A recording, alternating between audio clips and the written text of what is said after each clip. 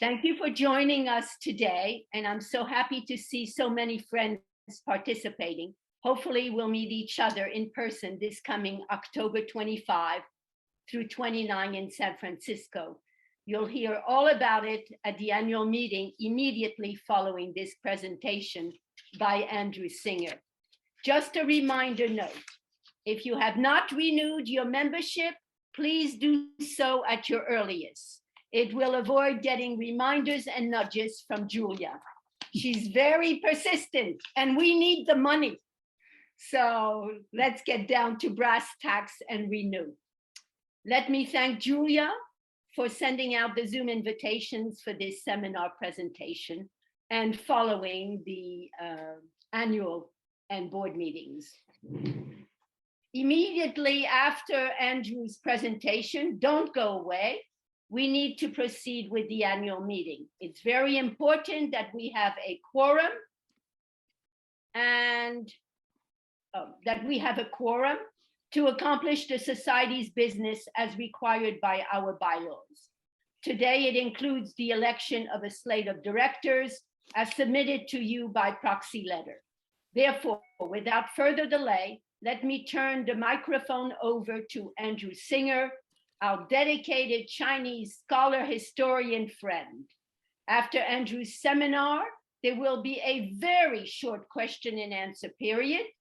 And if he cannot answer all the questions before the annual meeting, don't hesitate to write them down and ask them during the social hour that will proceed after the meeting. Now let me present Andrew to you, whose topic is Jingdezhen stories, molded porcelain snuff bottles, and the tales they tell. Enjoy. All right, Andrew, share your screen, please. Good morning, everyone. Mute yourself, please. Perfect. All right. Good morning, everyone. Can you all hear me? Yep. Great. Happy to be here this morning to speak about Jingdezhen stories, molded porcelain snuff bottles, and the tales they tell. The history of Jingdezhen and porcelain long predates the snuff bottle era. This was not the only place in China with a tradition of ceramic making, nor the only place that produced high quality ceramic wares. But Jingdezhen is the most renowned, the most prized, and the most enduring name in porcelain worldwide. So the earliest reference to Jingdezhen in the description of porcelain making and manufacturing it there is this Jiangqi quote. It's from either the early to mid 13th or 14th century during the Southern Song or the Yuan dynasty. Quote, the ceramic site of Jingde in the past was made up of more than 300 kilns. Its vessels of clay were pure white and without blemish. Of old, they have been sold in different places, and they have always had the epithet Rao Jades. In the late 14th century, the well-known and extremely well-traveled Ibn Battuta, a Berber from Tangier, visited China and wrote, quote, the Chinese pottery, porcelain, is made of soil of some mountains in that district, which takes fire like charcoal. They mix this with some stones which they have, burn the whole for 3 days, then pour water over it. This gives a kind of clay which they cause to ferment. The best quality of porcelain is made from clay that is fermented for 10 days.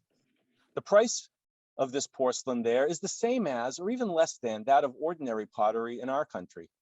It is exported to India and other countries, even reaching as far as our own lands in the West. And it is the finest of all makes of pottery.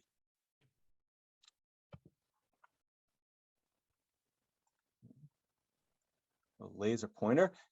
It's often noted that Jingdezhen, which is here on the map on the left, lies inland and away from the ocean. And when you look at this map on the left, it clearly looks that way. Yet, if you look at the map on the right, this illustrates that Jingdezhen was really not actually all that disconnected from the world. Jingdezhen lies here on the south side of the Chang River. It's in Raozhou Prefecture in a valley formed by riverbeds and surrounded by mountains. The Huangshan foothills lie about 130 kilometers upriver, and these supplied clay, firewood for coal, and ferns for melting glazes. Downriver lay the world. Following the Chang River south and west, you arrive at the market towns around Poyang Lake. From here, it was either north to the Changjiang, the Yangtze River, and over to the Grand Canal and out to the ocean, or south down the Gan River to Guangzhou and point south in the ocean. The original name of the town was not Jingdezhen, it was Changnan, which means simply south of the Chang River. Jingde is the reign name of Chensong, the third Song emperor who ruled for 4 years at the beginning of the 11th century. He became attracted to the local kilns and began patronizing them for the imperial court. As the circulation and popularity of these porcelains grew, the name of Changnan was changed to be the emperor's reign name, Jingde, plus the word for a manufacturing or trade town, Zhen. Jingdezhen, it remains to this day.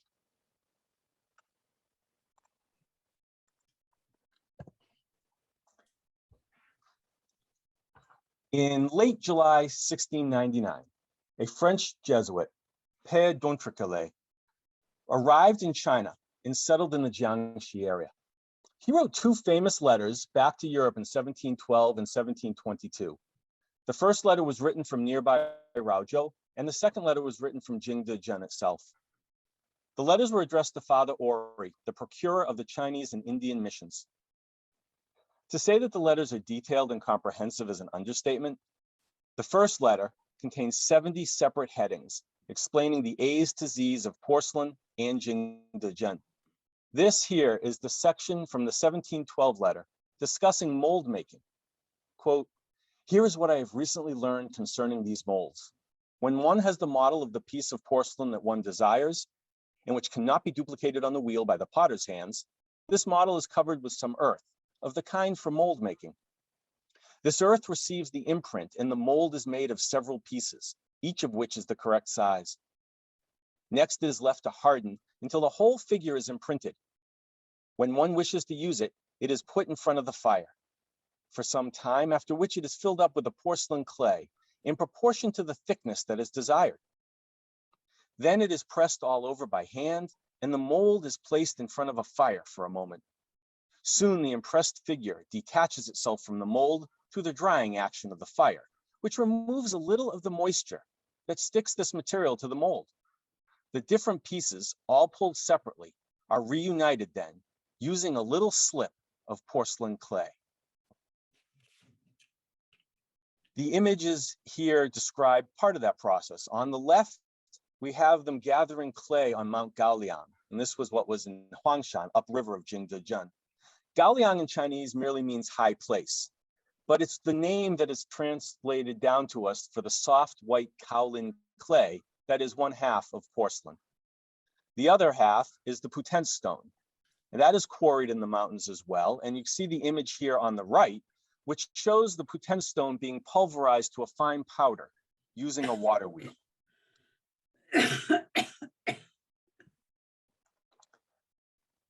Porcelain production at Jingdezhen was a complex assembly line process. Tang Ying, the famed longtime superintendent of the imperial kilns until 1756, wrote, quote, "The manufacturing process was separated into a series of highly specialized, connected, but individual tasks carried out by specialized craftsmen. These in turn were divided into numerous small groups, depending on what seemed like small differences in what they produced. For example, those who threw pots were divided into 2 groups. Those who threw the larger size round wares on the wheel were in a different workshop from those who made the exact same wares, but in smaller dimensions. There were sagger makers, molders, carpenters, and kneaders, lathe makers, kiln workers, crate makers, and mat makers. Others, not identified as craftsmen, included those who painted outlines, who were distinct from those who filled in those outlines. Those who embossed ceramic surfaces were different from those who made holes. Those who carved were not the same as those who engraved." These 3 images from the famous Tang Ying anthology that he annotated show 3 of those portions of the process. On the left, you have workers placing ceramics in saggers. In the center, you have glazing and drying. And on the right, you have outlining and painting. As we turn to snuff bottles now, and specifically molded snuff bottles, it is interesting to note this sentence from Joseph Needham in his monumental Science and Civilization in China. Quote, in the Ming and Qing dynasties, texts noted that 9/10 of all wares that were made at Jingdezhen were what was termed round wares. That is, open forms like bowls and dishes that were shaped on the potter's wheel.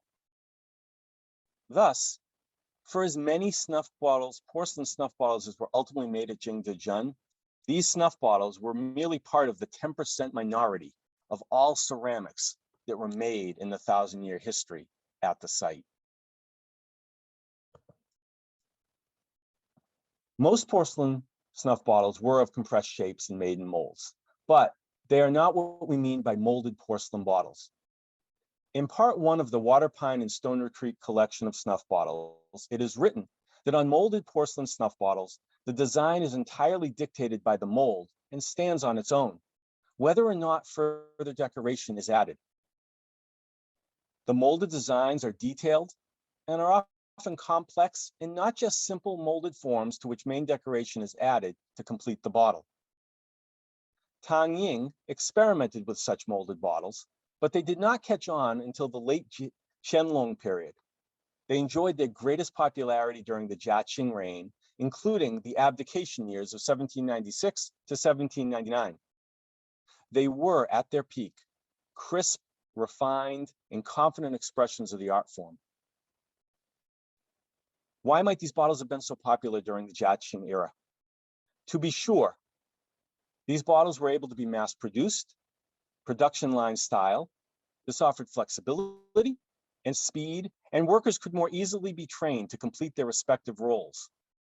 I also found another interesting clue in Elsa Glickman's Chinese snuff bottle mania. Citing Don Maust, she notes that Jiaqing did not like extravagant gifts. In an imperial edict issued specifically about snuff bottles, Jiaqing wrote, quote, decoration is merely a foolish squandering of funds, end quote.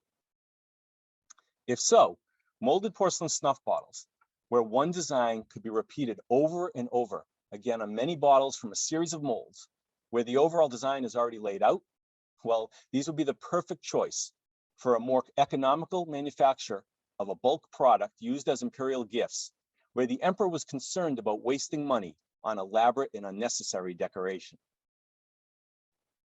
The bottles I'm going to discuss this morning, the themes, scenes, and stories of which are listed here, come from 3 sources: collection books and catalogs, recommendations from several society members, and more than a third of them come from a special source. I had the privilege recently to view the current Barron collection of snuff bottles, and I'm so glad that Ken Barron is here today. It was my first experience holding and examining such bottles in person, feeling their heft, turning them over, being able to closely read their stories. I would like to extend my sincere thanks to Ken and Marion for their generosity and their friendship. I welcome feedback during Q&A and after for nuances, corrections, and additional meanings or anecdotes regarding the following snuff bottles. The first theme is Dragon and Phoenix. According to Hugh Moss, the elongated design with monochrome decoration was one of the most popular and common during the Jiaqing reign in the early 19th century. Monochromes, though, have a strong tradition in non-snuff bottle porcelains in China. Back in the 16th century, monochromes were in high demand by the imperial court and played key roles in court rituals. Bright yellow was associated with the annual imperial ceremony at the Temple of Earth, bright blue with the Temple of Heaven, red with the altar of the sun, and white with the altar of the moon. Here on the left, we have a Famille Rose enamel bottle resembling lapis lazuli from the Barron collection, and on the right, what was described in the Braga catalog as a bottle with a turquoise glaze. The lapis-like bottle appears to have a matching stopper. The dragon and phoenix are 2 of the 4 supernatural creatures in Chinese mythology, along with the unicorn and the tortoise. The dragon and phoenix as a pair symbolize the emperor and empress. They can also represent conjugal bliss. Both of these bottles are deeply carved and reticulated and set amidst thick clouds. The mighty dragon soars high in the sky. The majestic phoenix is turning in flight while chasing of a ribboned ruy. I want to focus on the phoenix on this bottle. Therese Bartholomew notes in her book that the appearance of a phoenix symbolizes the arrival of a time of peace and also the emergence of an able ruler or great man. In the book, A Chinese Bestiary, Confucian values are also ascribed to the noble phoenix. Specifically, the head equates with virtue, the wings with duty, the back with ritual, and the breast with humaneness. This bottle, like many of the dragon and phoenix bottles, is quite busy. Yet the blue-bodied phoenix in the center image stands out. Wings spread wide, swooping down towards the earth. She has a graceful and multicolored neck. Her head faces left. This bottle's neck decoration echoes the turquoise decoration on the Braga bottle. On the right here, we see again the turquoise neck on Braga, and you see it here again, almost the same, recreated on this Baron bottle.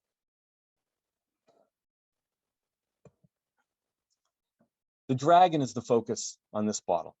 The dragon is always chasing and seeking a pearl on these bottles. The pearl is sometimes flaming. The pearl represents wisdom and insight. The pearl is spiritual energy and power. The pearl is also immortality. With all of this high ideal in mind, what I most enjoy about this bottle is the dragon's face. Look at the close-up in the center image.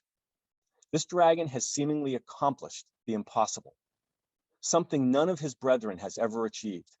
He is at the hallowed moment of latching on to the sacred pearl. This should be a time of high pride and joy. Yet look at his eyes. Study the set of his mouth and the drawing in of his jaw. See how his three-clawed legs appear to be retreating, not grasping. This dragon is terrified. He knows he has done that which has never been done before, and all he can think is, oh my God, now what? That's what I see in this dragon's face.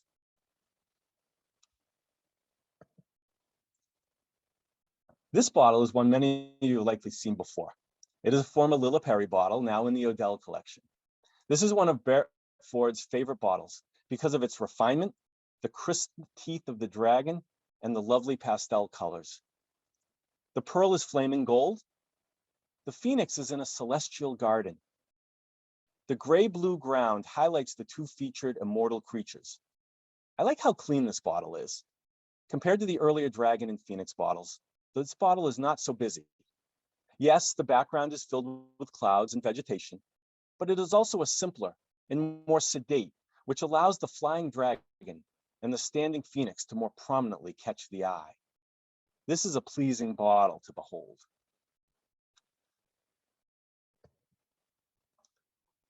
This is the last dragon bottle. The orange-red enamel body of the five-clawed dragon is lifelike and elegant. The lip shows traces of gold paint, and the glaze extends into the bottle. The pearl is aflame. This is a favorite bottle to Andrew Phillips, in part because it is one of the first that he brought at auction. The provenance is listed as being from the Mary J. Morrison collection. The bottle has a Daoguang mark and was a popular molded design at the time, but Andrew questions whether this might not actually be a later Tongshu or Guangzhou example. There is something about the shape of the bottle that gives him pause. I'm drawn to the eyes again. Check out the right eye in particular. It looks as if it is about to pop off. What I most enjoy about this bottle, however, is how the dragon's sinewy body coils almost completely around all four sides of the bottle. The head, torso, legs, and tail each connect up seamlessly, and there is absolutely no indication that two half-molded pieces were slipped together to create this running dragon.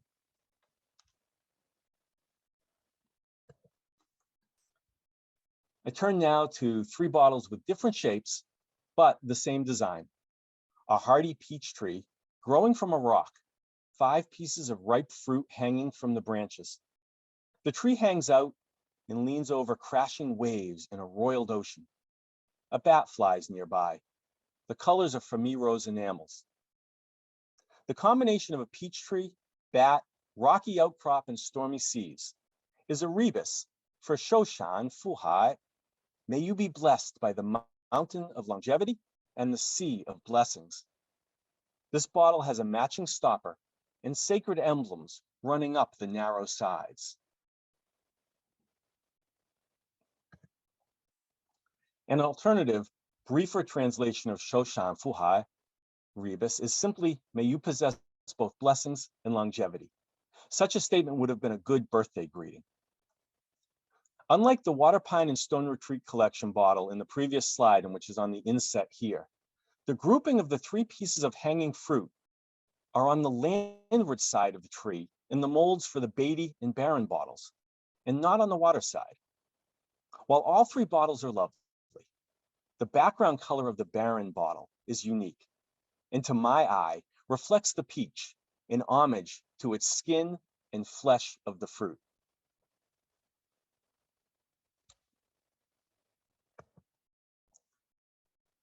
The last theme are 5 bottles depicting the 18 Lohan. The Lohan are original disciples of the Buddha. In Sanskrit, they are known as Arhat. In India, there were originally 10 disciples. By the time Buddhism came across the Silk Road to China, there were 16. Eventually, during the process of Sinicization of Buddhism in the Tang Dynasty and beyond, the number of Lohan in China increased to the present number 18. This pair of bottles, in Famiro's enamels, have matching stoppers and are noted as being from the same mold. The inset at the right is the back of, in effect, both of the bottles, because they are the same. Looking them over, we see a regularity in the shapes and positioning of the bodies. The heads, faces, and expressions are all similar in several cases, even though the painted colors are not completely the same. For example, the pants of the bare-chested Lohan are blue in one and pink in the other, and the gowns of the 2 figures flanking him are light purple with designs on the left and solid orange and red respectively on the right. The clouds that the Lohan are standing on are also painted in different bright colors.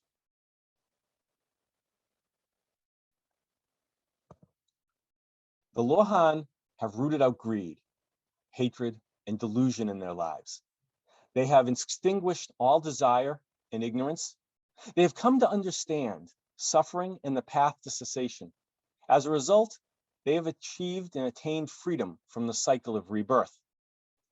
We can identify several of the Lohan shown on this bottle, including the taming tiger, the laughing lion, the thinking Lohan, the open heart Lohan, and the raised pagoda Lohan, among others. See the figures on the side and the inset at the right. They each have such distinctive heads and expressive faces. Some are exaggerated, some are not. A happy little face peeks out of the chest of one Lohan. The extra long fingers of another point to his elongated head. They all hold the eye and convey depth of meaning.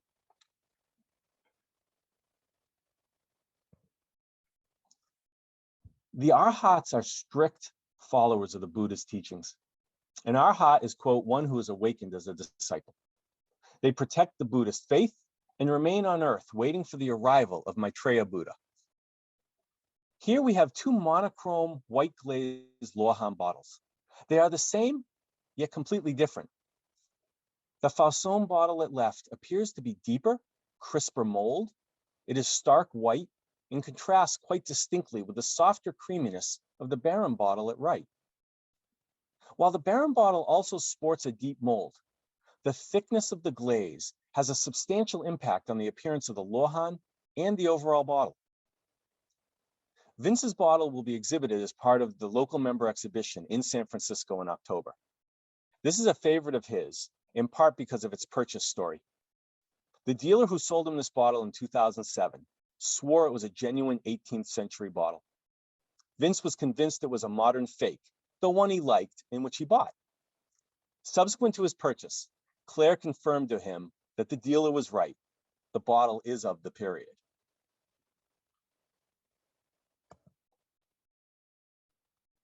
Jumping to scenes and stories, the first bottle here depicts tribute bearers bringing gifts to the imperial court from faraway lands across the seas. Mounted warriors wait on shore for the visitors to land. We see a broad famille rose color palette set on bright white land and sea backgrounds with swirling, multicolored and coiled clouds. The foreigner's ship is fully laden and completing its perilous journey to arrive in China. Those on land approach riding a blue lion, a purple horse, and an orange elephant. This is not the last time we will see animals in fantastic colors.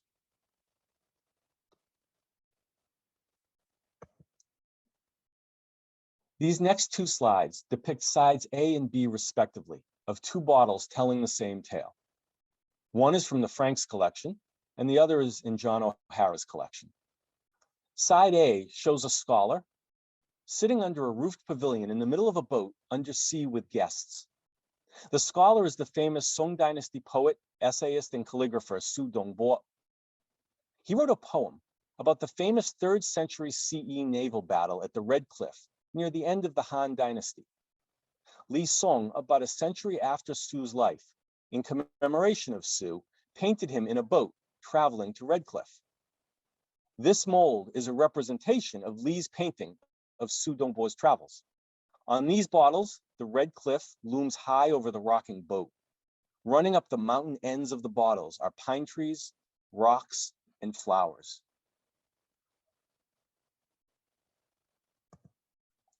Here we have side B. Now it stays with the Song Dynasty period, but it tells another tale. This side depicts the Song Dynasty painter, poet, calligrapher, and essayist, Mi Fu, standing in a lush garden with an attendant. Mi Fu is inscribing a rock.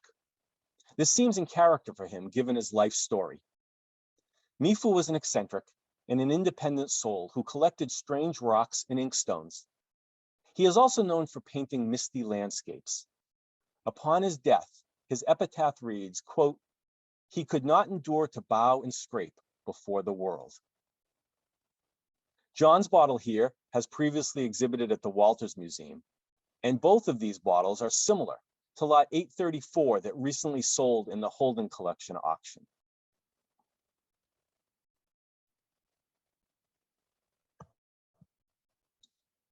These next two slides also depict sides A and B respectively of two similar famille rose enamel double-necked molded bottles.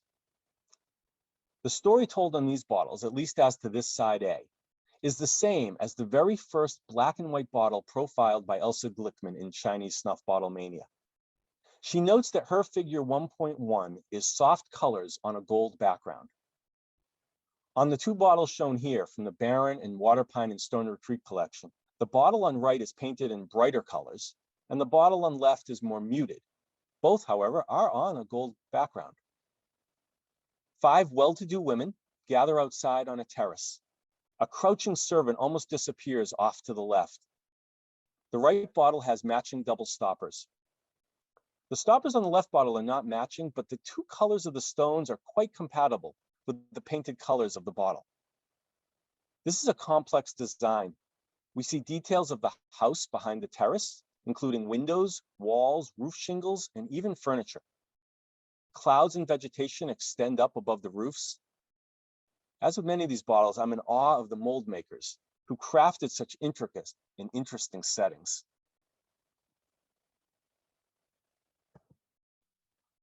Side B is even busier than side A, almost dizzyingly so. Now, this scene is apparently different than the reverse of the Glickman bottle. She notes, but does not show, that the second main side of her bottle portrayed Taoist immortals. Here, however, on these bottles, we have a judge sitting prominently at a desk at the top of a set of stairs. His papers are spread before him as he hears the pleas of 2 kneeling defendants. 4 guards, a number of officials, and a large crowd gather around. We can see and almost hear the liveliness and tension of this trial. It was most certainly a spectacle to behold, although probably not so enjoyable for the 2 defendants, who were almost certainly convicted and found guilty of whatever transgression they were accused of.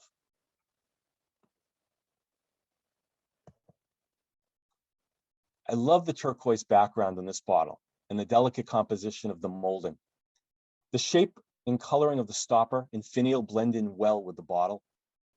It is not shown here, but the base of this bottle has a Qianlong mark, with the reverse S element generally indicative of the abdication years at the beginning of the Jiaqing reign, 1796 to 1799. On the left, the Jade Emperor sits on his heavenly throne, flanked by attendants, ministers, and generals. From on high, they watch a raging battle taking place on the earth below, on the reverse side of the bottle. It is a land and sea battle, as so many have been throughout China's long history. The main fighting force stands on a narrow boat. There are pointed spears and raised swords.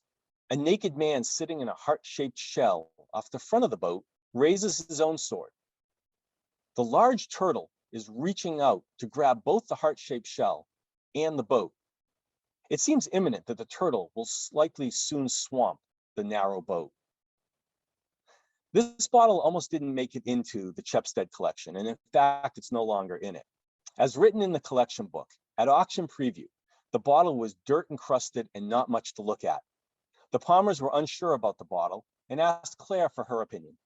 It took all of them further study before Claire determined that there was a worthy bottle underneath all the grime. And I'm very glad that she did, because this is a wonderful bottle, portraying an elaborate and animated story in lovely colors.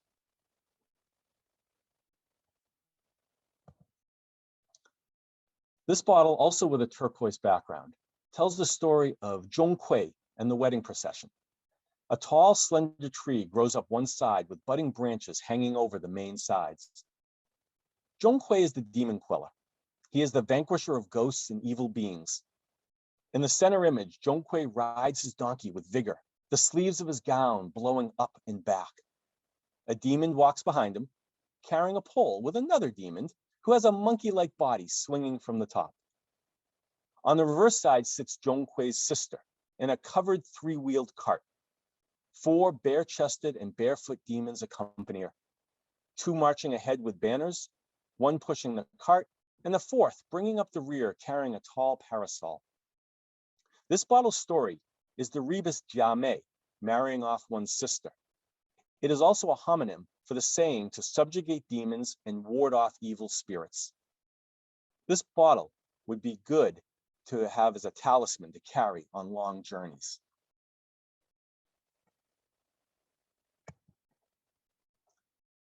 The Famiro's enamel colors on this next bottle are rich, particularly the thick red borders and the deep aquamarine of the wave grounds. The stopper appears to be matching. This bottle depicts the 3 star gods, Fu, Lu, and Shou, with the Buddhist symbols on the sides. In the left image, Fu Xing, the god of blessings, and Lu Xing, the god of rank and emolument, wear flowing robes and stand on colorful clouds. One holds a rui, and the toes of his red shoes are visible poking out from the bottom of his yellow robe. The other holds a hu tablet. Clouds circle over their heads. In the center image is Shoulao, the god of longevity. He holds a peach, and a crane stands at his feet. Both are perched on colorful clouds. A bat circles above amidst more colorful clouds. There are 8 auspicious symbols. They are the wheel of law, conch shell, standard of victory, parasol, lotus, vase, twin fish, and the endless knot. This bottle is therefore a wish for longevity, blessings, and success in life.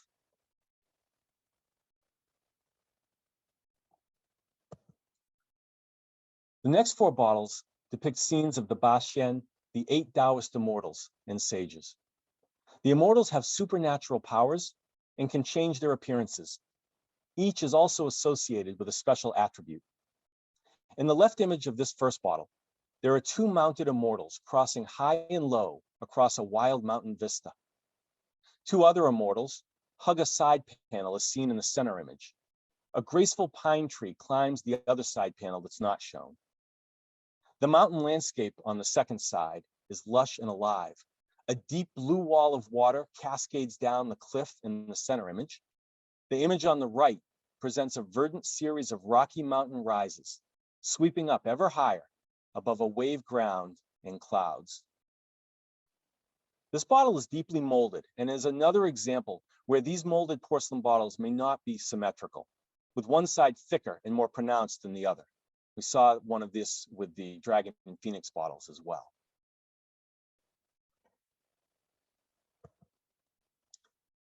All 8 Taoist immortals grace this bottle, with 4 per main panel. Sacred emblems are present on each side, running up to the neck. Taoist immortals know the secrets of nature and roam through the countryside. This bottle also depicts a mountain scene, but the vista is not nearly as expansive as the previous bottle. In these tighter scenes, which focus on the immortals more than the mountains, there is only one tree overhead on each side and a solitary peak. On one side, 3 of the immortals accompany another immortal wearing an orange cape and riding astride a blue lion. On the other side, 3 immortals walk beside the 4th immortal, pushing an empty 2-wheeled seating cart.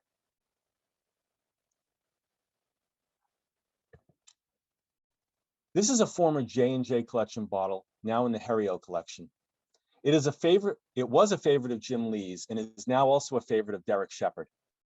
Derek is drawn to the crisp, clear mold and the vivid colors, and I can see why. This bottle shows a fantastical representation of Baxian Guohai, the 8 immortals crossing the sea. The immortals have transformed into mythical beasts as they swim, walk, and fly across undulating waves. We see a fish, tiger, and dragon all flying, a smoking clam, a bedazzled snail, and a pig with blue ears.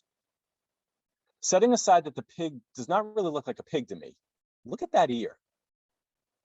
I admire the artists who in turn created and molded this design and then painted it some 200 years ago. They demonstrated a creative and adventurous and modern senses of style. The rebus of Baxian Guohai stands for working together against adversity, for pursuing goals notwithstanding obstacles. An alternative interpretation of this same scene is that the immortals are traveling across the seas on a long journey to attend the Conference of the Magical Peach, a feast given by the Queen Mother of the West.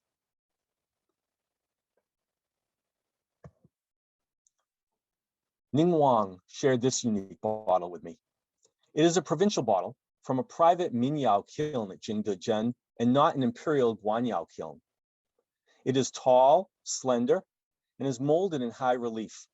The rim is covered in a gilded brown glaze. The right image portrays 2 sages, a pine tree, and a crane in flight. This is a rebus for Songhe Jiangchun.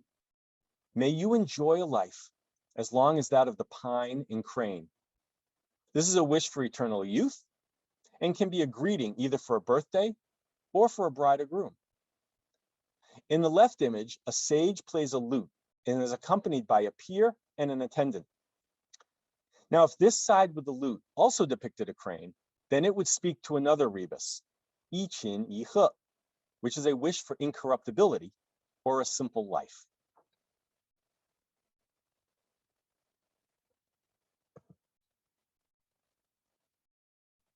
These 3 bottles with robin's egg glaze on either a gold enamel or blue-green ground simulate bronze.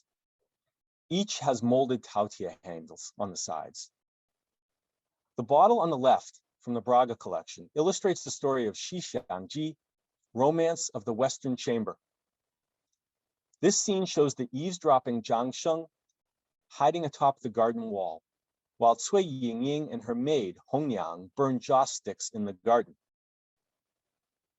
The 2 bottles on the middle and right image depict scenes of zodiac animals. I have shown one side from each of the bottles, but they are the same molded design on each side. This being said, the crispness of the Mullen bottle in the middle has finer detail, or at least less worn, than the Baron bottle. The inset of the monkey from the Mullen bottle demonstrates this. His face and body, the intent gaze of his eyes looking down, and the rippling of his fur are each so lifelike.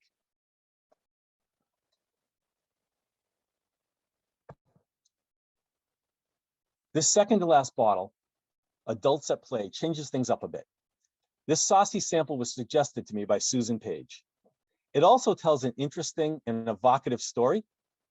As with all of the bottles this morning, I am once again impressed with the skills of the molders and painters and the incredible detail they were able to incorporate into these small objects.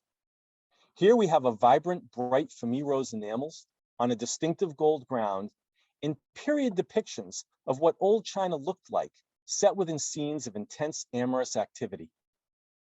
I am fairly confident that the Huanghuali wood furniture that's shown would not be comfortable for what they're doing, but the 2 men and the 6 women shown do not seem to mind.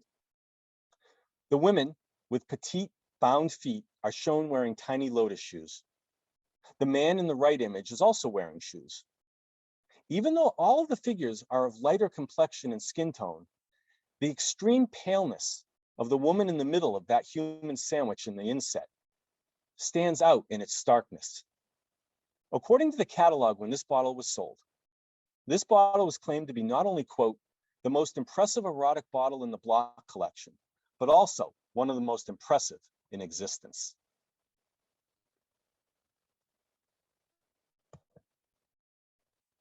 The last bottle today is this kaleidoscope of enamel colors: turquoise blue, iron red, green, gold, and black. It is a deeply molded design. 9 Buddhist lions frolic with 5 beribboned and brocaded balls on a wave ground. Their sharp teeth, strong claws, and bushy tails are all presented in clear detail. When lions mate, as the story goes, their hair forms a ball from which emerges a baby lion. The brocaded balls here symbolize the lion's hair. The ribbons extending out from the balls symbolize longevity. 9 lions represents 9 generations under one roof. The rebus on this bottle is 就是通堂. May all members of your family live together in harmony. Thank you very much.